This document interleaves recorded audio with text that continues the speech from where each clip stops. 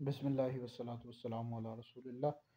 مولانا روم رحمۃ اللہ علیہ، آپ کا جو نام ہے وہ محمد اور لقب جلال الدین ہے، اور آپ کی جو ولادت ہوئی ہے یہ ہوئی ہے جناب 604 ہجری میں بلخ میں، اور آپ کی جو شہرت ہوئی ہے مولانا روم کے نام سے ہوئی ہے، اور آپ امیر المومنین خلیفہ اول افضل البشر بعد الانبیاء حضرت سیدنا صدیق اکبر رضی اللہ تعالیٰ عنہ کی اولاد میں سے ہیں، یہ مطلب صدیقی ہیں آپ۔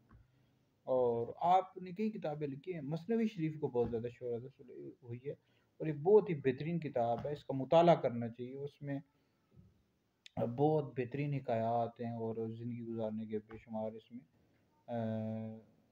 کہ کس طرح گزارنی چاہیے، اور اس میں کیا کیا بہت ساری، یعنی بہت بہترین کتاب ہے۔ بہرحال آپ کا جو وصال ہوا ہے 672 ہجری میں ہوا ہے، ترکی کے شہر کونیا میں آپ کا مزار شریف۔ اللہ تعالیٰ آپ کے صدقے ہماری مغفرت فرمائے۔